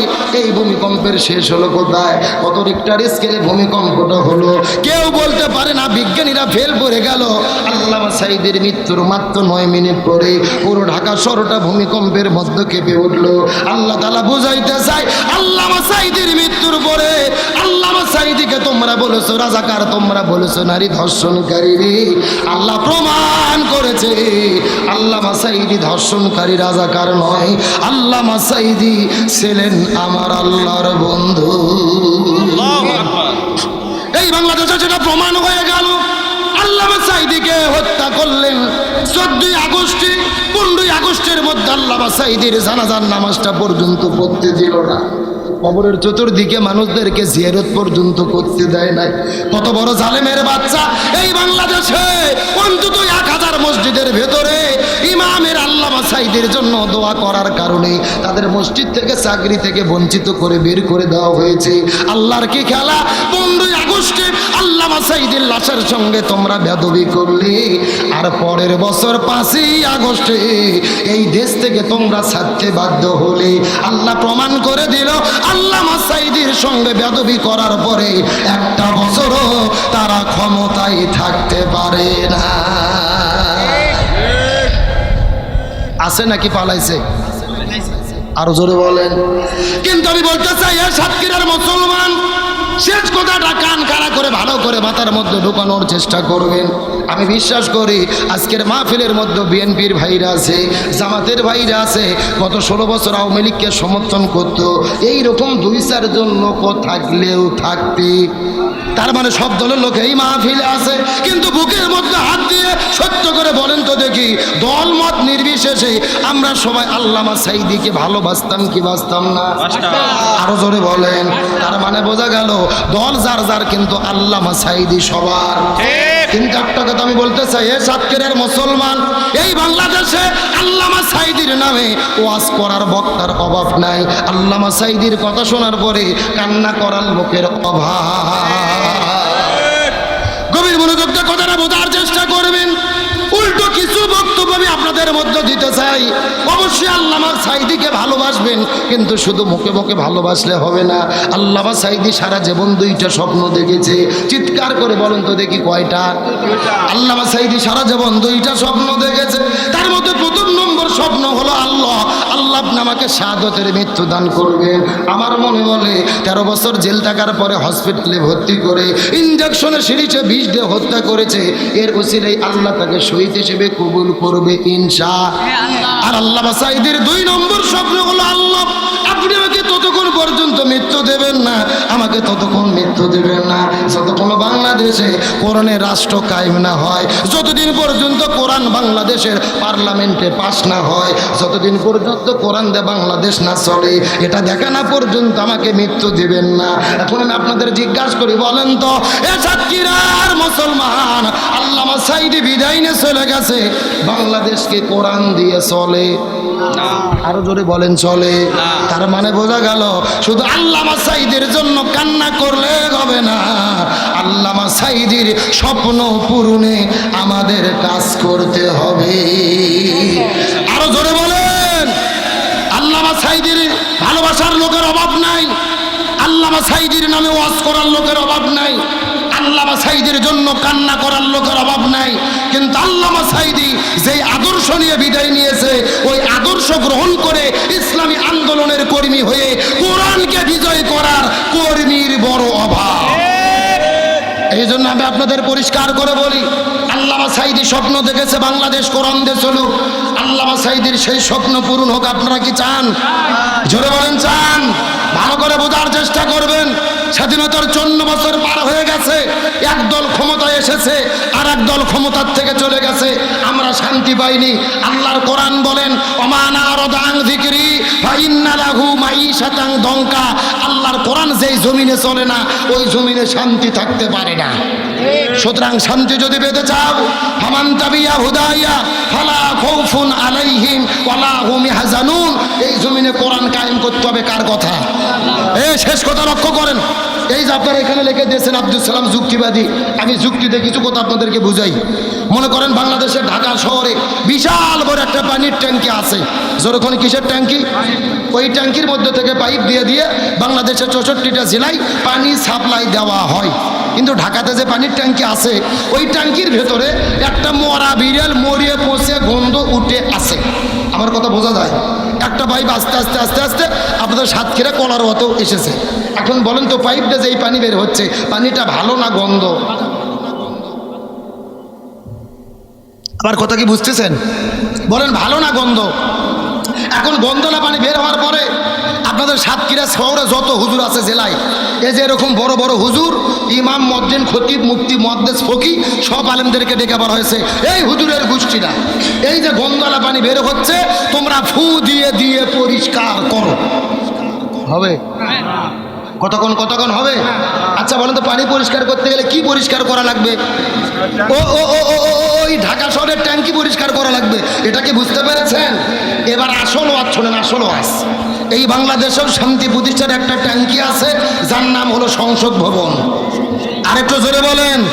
আর ওই সংসদের ভেতর থেকে বাবার আইন, দাদার আইন, চাচার আইন, খালুর আইন, ফুপর আইন, কার্ল মার্ক্সের আইন, লেনিনের আইন, পুতিনের আইন, সক্রেটিসের আইন, প্লেটোর আইন, ধর্মনিরপেক্ষতাবাদ, জাতীয়তাবাদ, সোশ্যালিজম, ক্যাপিটালিজম, ভারতের আইন, ব্রিটিশের আইন, মানব রচিত তন্ত্র মন্ত্রকে জুতো এবং ঝাঁটাপেটা করে যতদিন বিদায় করে দিয়ে এই কোরআন সংসদের মধ্যে ঢুকাইয়া কোরআন দিয়ে বাংলাদেশ পরিচালিত না হবে, ততদিন পর্যন্ত এই জমিনের ভেতরে শান্তি আসতে পারে না, পারে না, পারে না।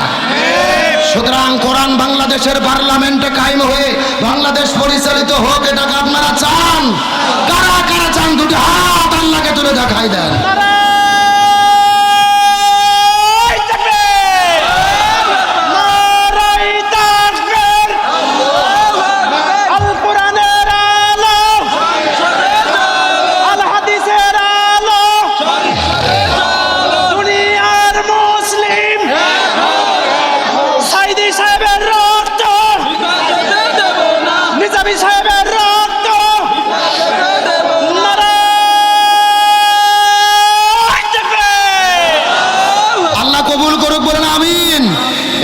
সোজা কথা, জমিন যার আইন চলবে তার।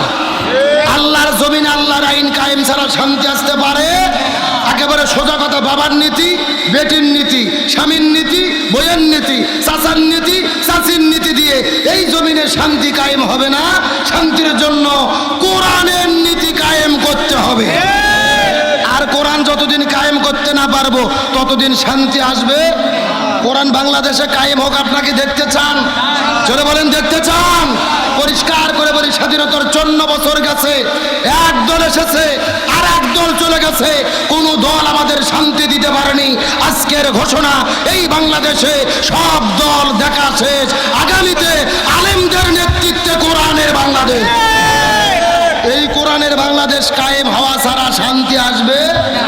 আর এই জন্য যদি আমাদের ইমানের পরীক্ষা দিতে হয়, ইব্রাহিম নবীর মতো আগুনে পড়তে হয়, মুসা নবীর মতো পানিতে ঝাঁপ দিতে হয়, আমাদের নবীর মতো জেলেবন্দি হতে হয়, আমাদের শহীদ আবু সাঈদের মতো অস্ত্রের কাছে ভোগ পাঠিয়ে দিতে হয়, তাও দেব, শরীরের তাজা রক্ত ঢেলে দেব, তাও বাংলার জমিনে কোরআন কায়েমের আন্দোলন আমরা করেই যাব ইনশাল্লাহ। বলেন, এই বাংলাদেশে আমরা কোরআনকে বিজয় দেখতে চাই কি চাই না? আরো জোরে বলেন, চাই কি চাই না? আলোচনা কার মিনিট 5 চলবে? কারা কারা চলবে না হাত তোলেন। ঘুম যে ধরে গেছে এইবার বোঝা গেল।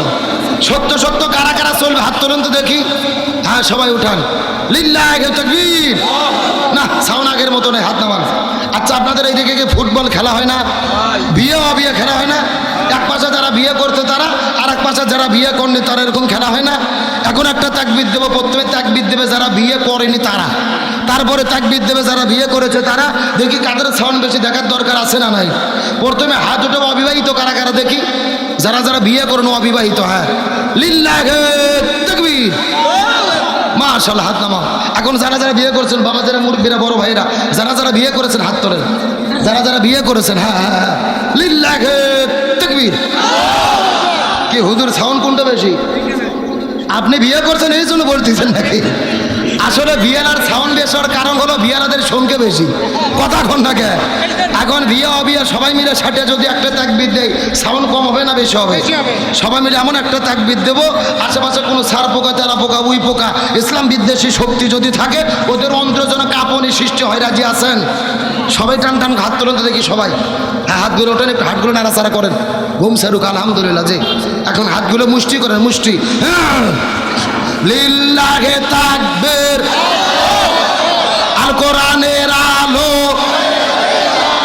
সংসদে জালো, সারা বাংলায় জালো, সারা বিশ্বে জালো, লিল্লাহে তাকবীর। আলহামদুলিল্লাহ ভাই, আমার কলিজা ঠান্ডা হয়ে গেছে। রাত বাজতেছে 4 মিনিট কম 12:30, আর আপনাদের চোখের দিকে চাইয়ে মনে হচ্ছে সন্ধ্যে 7টা বাজে। কথা কন না গা, রাত 12টা যে কোন দিক দিয়ে পার হয়ে গেছে আমরা বুঝতেই পারিনি। আমার মন বলতেছে আজকের মাহফিল আল্লাহর দরবারে কবুল হয়ে গেছে। আমিন কন। 5টা মিনিট টাইম কি দেওয়া যাবে? মুরবি মুরবি মুরবি খুবই চাপ। হ্যাঁ, বসে গেছে আলহামদুলিল্লাহ। বলেন চলবে, আলোচনা চলছে, ওটাউটি করা যাবে। হ্যাঁ, পরীক্ষা কি ধীরে ধীরে বুঝতেছেন, আরো বুঝবেন। তবে বলেন কয়টা কারণে মহিলারা অধিকাংশ জাহান্নামে যাবে? আরো যদি বলেন। আমার বন্ধুগণ, মুসলমান ভাইরা গভীর মনোযোগ। আমার নবী যে জিবরাইলকে জিজ্ঞাসা করে বললেন, এ ভাই জিবরাইল বলো তো দেখি কোন 2টা কারণে মহিলারা জাহান্নামের মধ্যে যাবে? এই 2টা কারণ তোমার কাছে জানতে চাই। জিবরাইল ডাকতে বলে, ইয়া রাসূলুল্লাহ, এই 2টা কারণের ভেতরে প্রথম নম্বর কারণ হলো যেই মহিলাগুলো মাথার চুলগুলো বের করে আজরা পাজরা বের করে বেপরদা অবস্থায় রাস্তাঘাটে ঘোরাফেরা করে, এই সমস্ত মহিলাগুলো জাহান্নামের মধ্যে যাবে। তার মানে বোঝা গেল বেপরদা নারী যারা জাহান্নামে যাবে তারা এ শূন্যস্থান পূরণ, বোঝেন না? জোরে, বেপরদা নারী যারা। কে রে, পর্দার মিছিল করতে কি ভয় লাগতেছে নাকি বইয়েরা শুনতেছে থেকে ভয় করতেছেন? এমন সাউন্ড দেন মহিলা প্যান্ডেল যেন পার হয়ে যায়। রাজি আছেন? বেপরদা নারী যারা। আরো জোরে বলেন, বেপরদা নারী যারা। এখন বলেন বাংলাদেশে বেপরদা নারী আছে না নাই? আরো জোরে বলেন। আরে নাই মানে? সাতক্ষীরার খবর আমি খুব ভালো করে জানি। বেপরদা মহিলার ঠেলায় রাস্তাঘাটে হাঁটা যায় না। কথা কন না গা। এই বাংলাদেশে বেপরদা নারীদের কত আস্পর্ধা। গত 3 দিন আগে ঢাকাতে এক ভার্সিটিতে আমরা দেখেছি, পারভেজ নামে একটা ছেলে 2টা মেয়ে হেঁটে যাচ্ছে রাস্তা দিয়ে। পারভেজ একটু দেখার পরে হেসেছে। কি করছে? কোনো অন্যায় নাই, কোনো অপরাধ নাই, শুধু হাসছে। হাসার কারণে ওই 2টা মেয়ে তার বয়ফ্রেন্ডকে ফোন দিয়েছে যে আসো আমাদের এখানে শেষ করে দিল। বয়ফ্রেন্ড মানে বোঝেননি? প্রেমিক প্রেমিক একেবারে দৌড়ে মাথা গরম বয়ফ্রেন্ড আসে পারভেজকে এমন পিটেছে।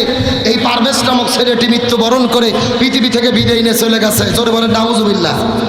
তাহলে চিন্তা করে দেখেন অপরাধ কি? শুধু হাসছে না, তাদের গায়ে হাত দিয়েছে না, ইফটিজিং করেছে না, তাদের ডিস্টার্ব করেছে। শুধু হাসার জন্য পারভেজকে জীবন দিতে হলো। মনের মধ্যে বড় কষ্ট লাগে। আজকে পারভেজ না মারা গিয়ে যদি একটা মহিলা মারা যেত, ওই নারীবাদীদের আন্দোলনের ঠেলায় আমরা পুরুষরা বাংলাদেশে থাকতে পারতাম না। তার মানে বাংলাদেশে নারী নির্যাতনের আইন আছে, পুরুষ নির্যাতনের কোনো আইন নাই। এ কথা কন না গা। এই পারভেজ নামে ছেলে কি অপরাধ? মৃত্যুর আগে তিনি বারবার বলেছে, স্যার আমার কোনো অপরাধ নেই, আমি শুধু হেসেছি, তাদেরকে দেখে একটু হাসি দিয়েছিলাম, সরি আমাকে মাফ করে দেন। তারপরেও তাকে মাফ করে দেওয়া হলো না। এই 2টা মেয়ে তার বয়ফ্রেন্ডকে ডেকে হত্যা করে নিল। আল্লাহর কোরআন এই জন্য বলেছে, ইন্না কাইদা শাইতানি কানা দইফা, শয়তানের ষড়যন্ত্র হলো দুর্বল। ইন্না কাইদা কুন্না আজিম, আর মহিলাদের ষড়যন্ত্র হলো ভয়ঙ্কর। শয়তান ষড়যন্ত্র করলে আপনি বাঁচতে পারবেন, মহিলারা যদি আপনার বিরুদ্ধে ষড়যন্ত্র করে আপনি বাঁচতে পারবেন না।